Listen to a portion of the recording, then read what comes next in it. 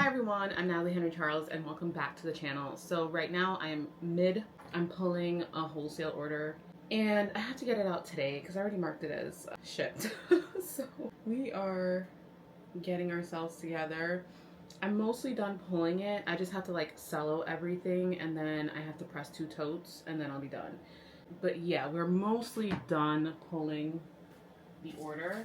I just want to show you guys one of my new favorites. How cute is that? Gosh, how cute is that? And honestly, it's been selling really well, so I'm happy about that. So I kind of wanted to hop on here and talk to you guys a little bit about the state of the world, the industry, whatever you want to say. So things have been feeling a little bit off, but I kind of just wanted to give you guys a little bit of hope, insight, I don't know, light at the end of the tunnel type deal. So if your sales have been slow, this is for you. Alrighty. So I want us to always be careful of the narratives that we spin as creatives and creators. And so one of the things that I kind of want to address is that sales are slow because maybe the economy is bad, the state of the world is bad, whatever reason you may have. I want you to remember that we create these belief systems. So because something is happening to us, we then form a thought, and that thought becomes a belief system if it's not checked. And so my sales are down this year, and I started thinking to myself, I was like, wow, economy's terrible. Nobody's buying. And I kind of had to check that thought because I kept saying it in my head. And I was like, this is why my sales are down. Sorry, I'm also doing inventory too. In addition to packing an order, filming a video, motivating you, I'm also doing inventory. Okay, let's see. And that is a yellow envelope. Alrighty, so I had to start kind of like really looking at that belief system, really looking at how that kind of affects my sales, how that affects my outlook and my output and my effort to get more sales. And I had to kind of think to myself, like, if the economy was not bad, would I still be blaming the economy? No, I would have to blame myself. And I haven't been taking enough accountability, in my opinion. So it kind of led me to believe that is a belief system, right? And so holding that thought and holding that energy, I don't know if you guys know this, but every Friday I go to one of the Walt Disney World theme parks. So one of the 4 theme parks. You can find me, no stalkers allowed, but you can find me at one of the theme parks. And so we were out and about and I looked around and I was like, wow, this place is packed. Like no body space, like, you know, really just shoulder standing space. And I was like, wow, Disney is really doing it despite, right? Disney is packed, and maybe their numbers are not where they have historically been or where they want them to be or where they project them to be or whatever is the case. But at the end of the day, they still have an audience. They still have a crowd that is desiring of their products. They still have a crowd that is searching in, like, seeking out the brand of Disney. And I mean, these people go wild. Like, everyone was eating food. Everyone had bags. Like, you know, to get into Disney, they just raised the prices, and I think it's like $210 to get into Magic Kingdom now for one day. $200. As soon as you walk in the park, cha-ching, that's $200 gone, right?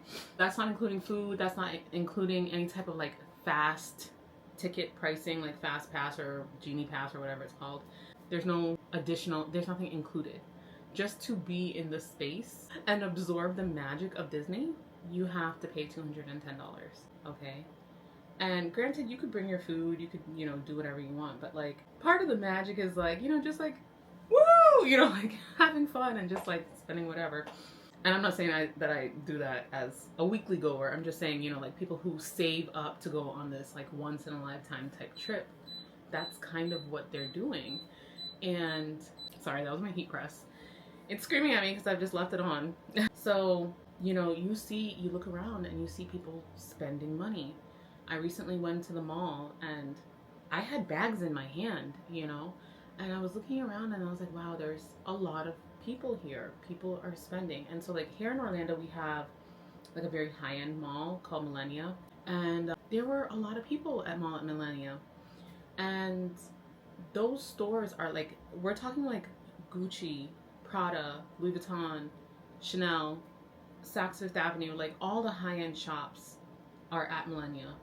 And there were a ton of people in there shopping. People had bags. People were eating at the restaurants. People were in the food court.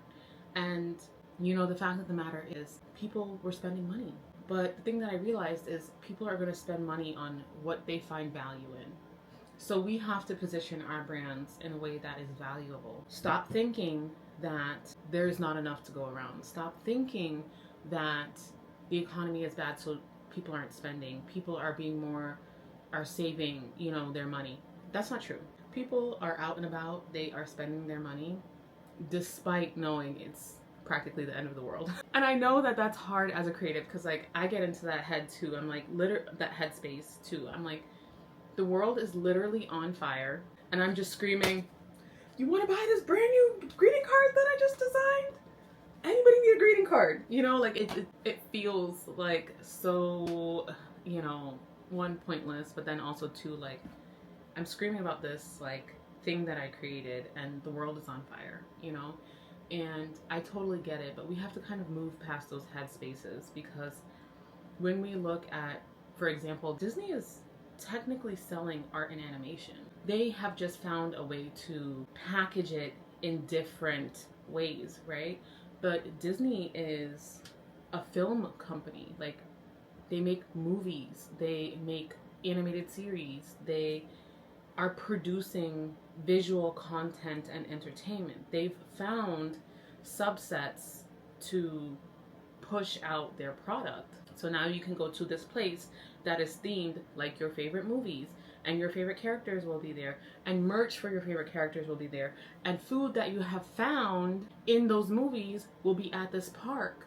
And it's just this magical place. You can submerge yourself in, you know, this place that is an ideal, like a form of visual entertainment, right?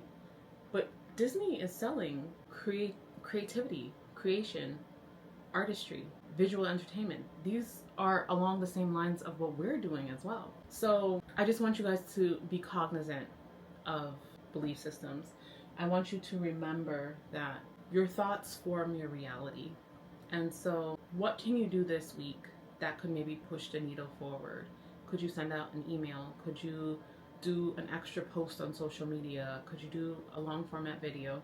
Could you, I don't know, knock on some doors, send out some flyers, go to a market? What can you do this week that could make a sale? And be in that energy. Hold it tight, right? This is where I want to be. I would like to make a sale. Where can I make the sale? And you're going to see that sales are going to start to unfold for you. Like, you have to be in the right energy space. And I don't want everything to, because online, you know, it's always doom and gloom. It's always what is happening, what is bad that is happening, right? So I want this to be your spot of sunshine and your spot of hope. Hopefully you can turn around the mindset. Hopefully you can turn around the energetic space that you're holding and make a sale. I hope you found this video helpful. If you have, please do subscribe. I am trying to still get to 500. We're almost there though. So, you know, if you haven't already, be sure to subscribe, and I will see you guys in the next one.